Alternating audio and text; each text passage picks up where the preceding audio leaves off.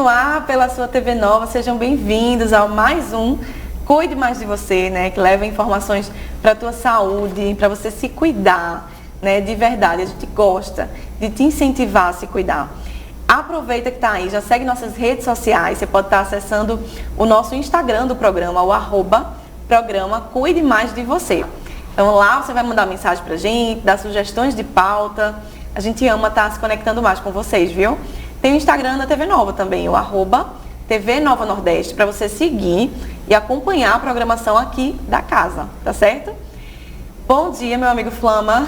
Bom dia, Dani. Bom dia aos nossos convidados. Bom dia aos telespectadores. Estamos aqui mais uma vez para trazer também informações sobre saúde, qualidade de vida para toda a população que está nos assistindo. A gente está aí finalizando o mês de agosto, né? O Agosto Branco, que é de prevenção, a conscientização do câncer de pulmão.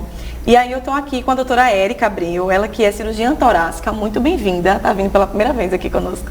Muito obrigada, Dani, pelo convite. Me sinto honrada por essa oportunidade de falar um pouco sobre minha especialidade, pouco conhecida, né? Mas tão em evidência agora no Agosto Branco, com câncer de pulmão.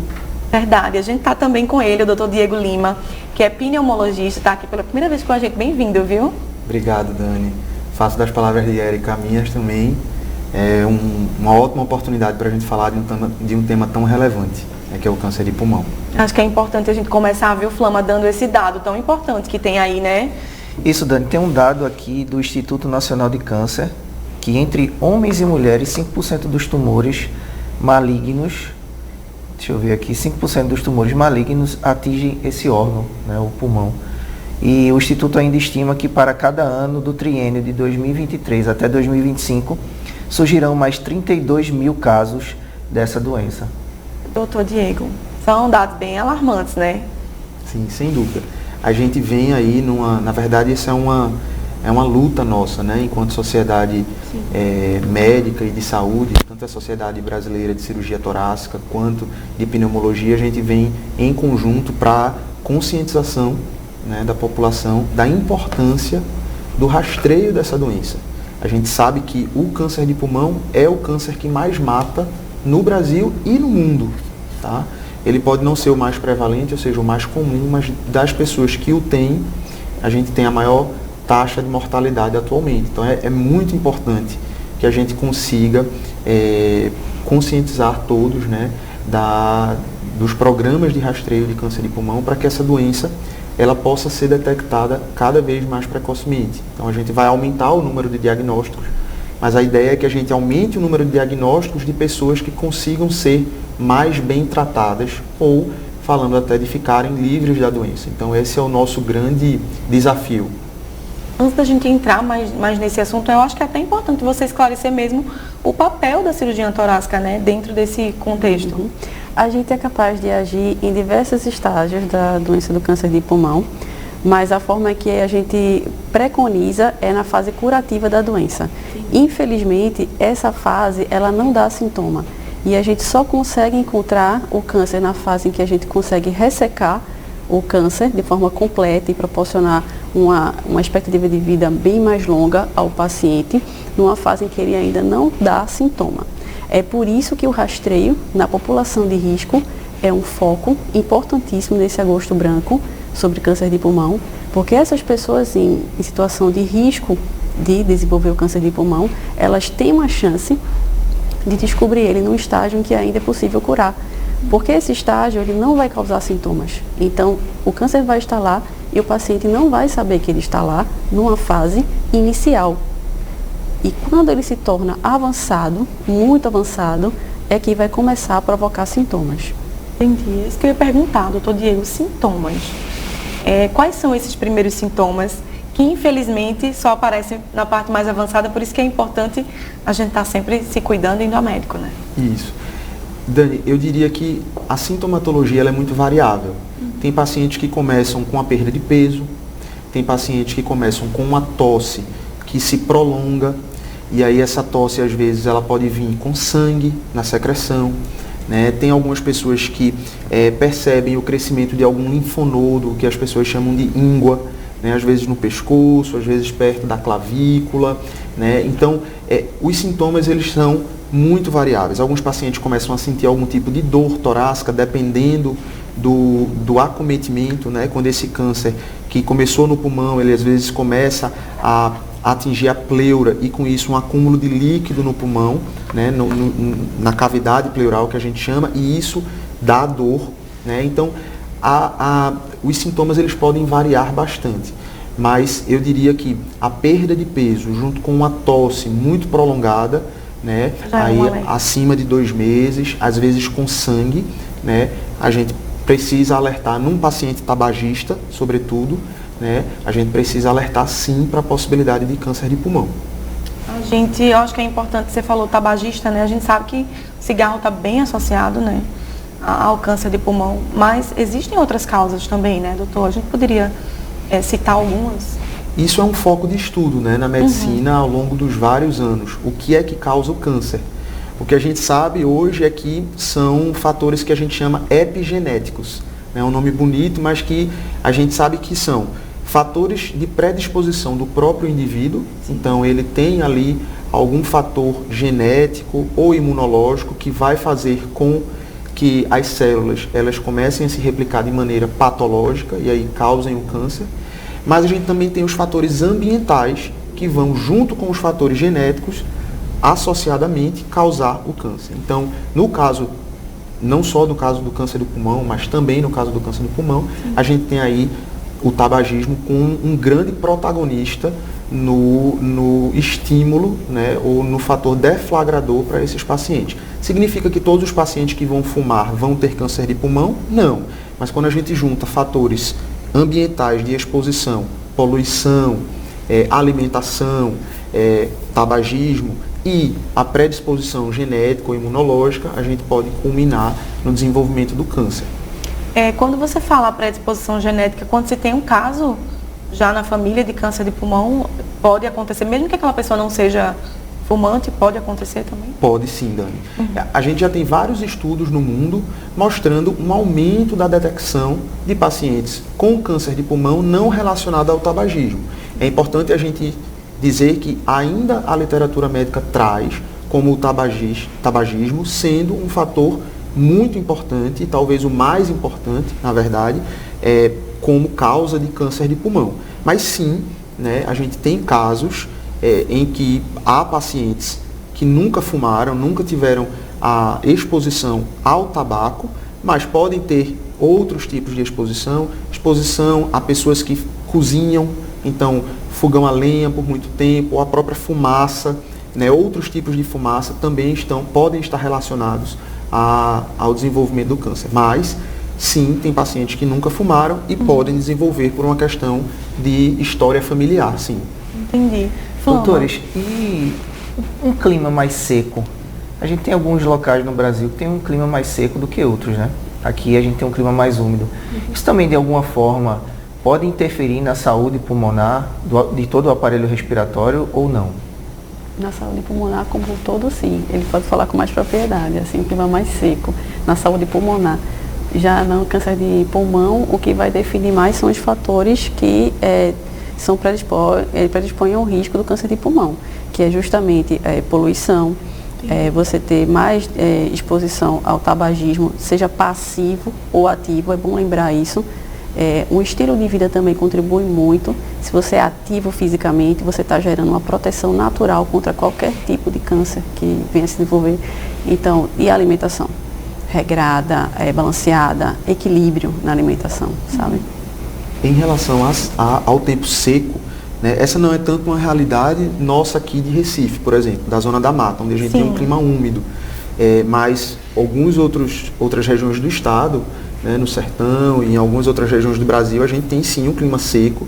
E aí isso pode, na verdade, deflagrar uma série de outros sintomas, como a doutora Érica falou, não relacionadas a câncer especificamente, mas a gente tem as rinites que podem ser exacerbadas, as crises de asma podem ser exacerbadas, né? Então o clima, às vezes mais frio e seco, pode fazer com que os brônquios reajam a essa presença de um ar mais seco, né? O nosso nariz, ele tem também a função de umidificar o muco que a gente produz no nosso nariz, as glândulas, elas umidificam também o ar que entra, assim como aquece o ar que entra.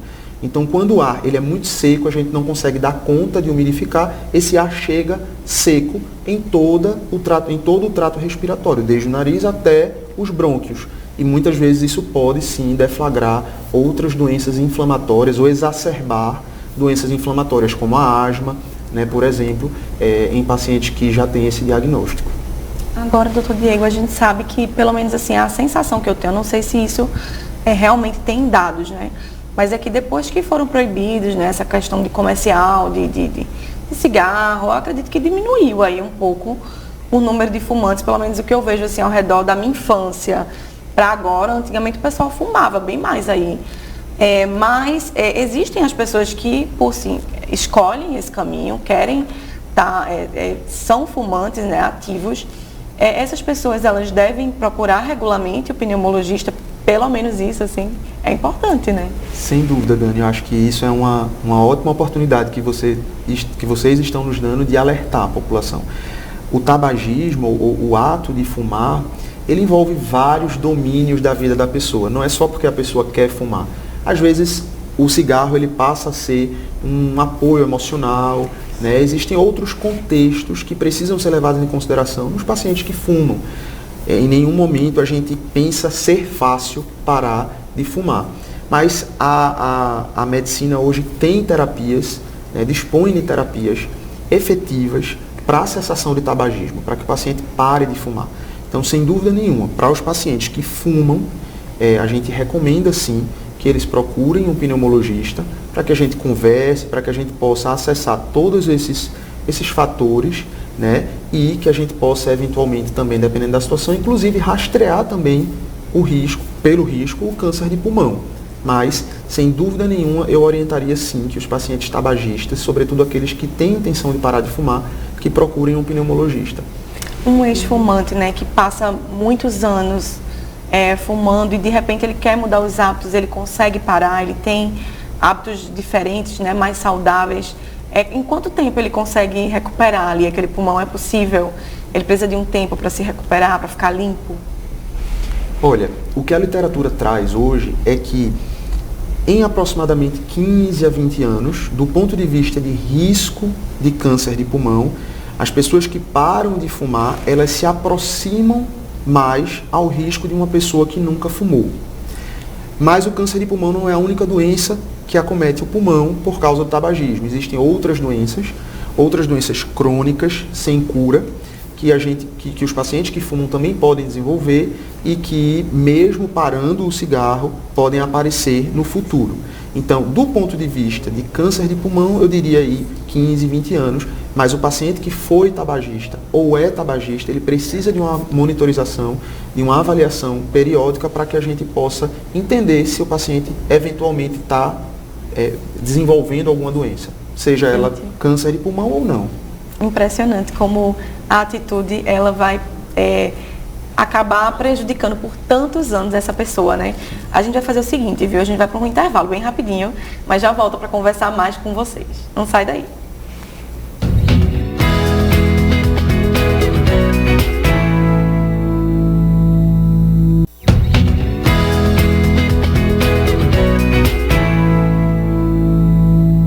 Estamos de volta com o programa Cuide Mais de Você e agora vamos com a dica do Dr. Breno Rodrigues para a sua saúde bucal. Agora, no nosso momento, cuide mais do seu sorriso. E a minha dica de hoje é sobre a escolha da correta escova de dente. Doutor, qual a melhor escova de dente? E a resposta é, sempre quando for comprar uma escova de dente, prezar por escolher uma escova que seja de cabeça pequena e de cerdas macias. Por quê? A cabeça pequena vai fazer com que a escova chegue ali naquelas regiões mais posteriores, onde se tem uma dificuldade maior de higienização. Tá? Então, sempre que for comprar uma escova de dente, prezar por comprar uma escova que seja pequena e de cerdas macias. Essa foi a minha dica de hoje, Dani. É com você aí no estúdio. Muito obrigada, Breno Rodrigues, pela dica tão importante. E a gente está aqui com ele. Estamos aqui com a doutora Érica, doutor Diego, cirurgiã torácica. Doutor Diego é pneumologista. A gente está conversando sobre o agosto branco.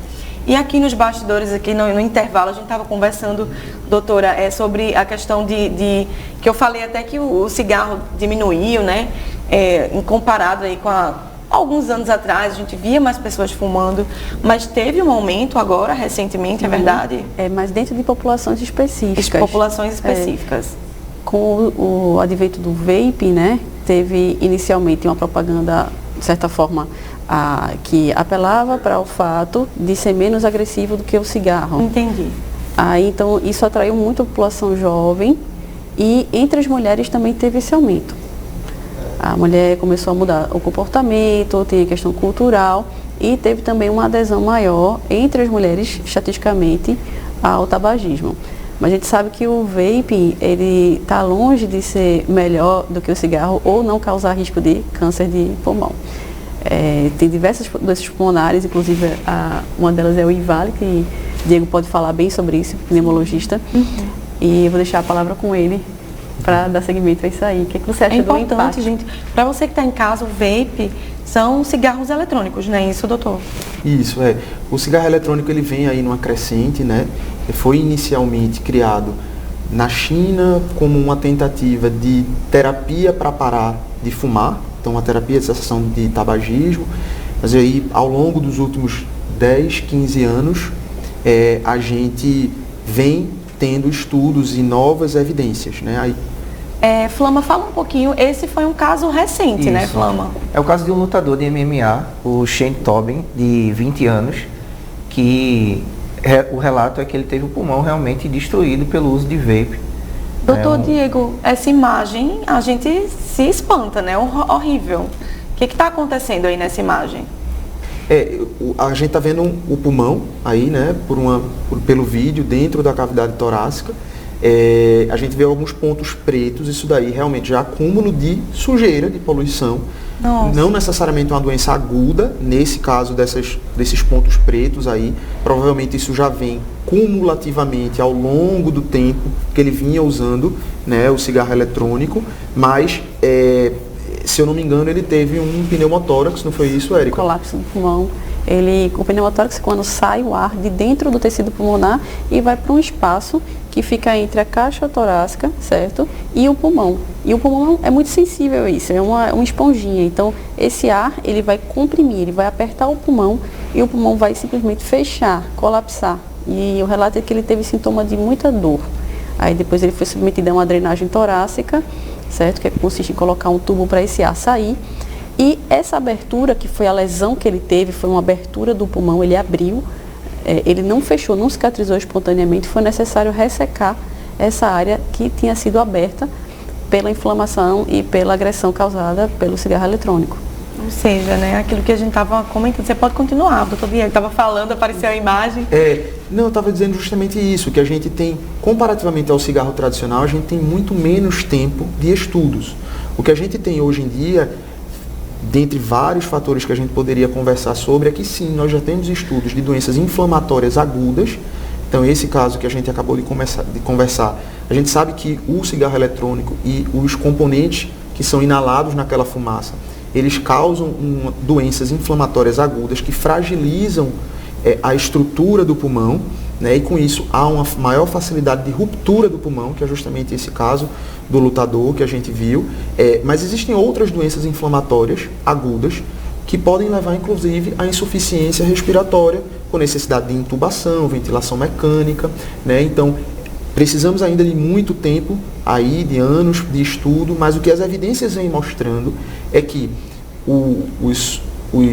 as substâncias inaladas através do cigarro eletrônico, elas são também nocivas. Já existem alguns estudos publicados in vitro também, mostrando também a suscetibilidade maior de desenvolvimento de câncer de pulmão associado ao cigarro eletrônico. Então, claro que a gente aí, comparando quase uma centena de anos do cigarro eletrônico aí, ou mais, com alguns 15 a 20 anos de estudo de cigarro eletrônico, cigarro tradicional versus cigarro eletrônico, a gente precisa de mais tempo para que a gente entenda realmente os reais ou os totais malefícios que o cigarro eletrônico pode trazer. Mas, sem dúvida, o que a gente tem até o momento não são notícias boas em relação ao cigarro eletrônico.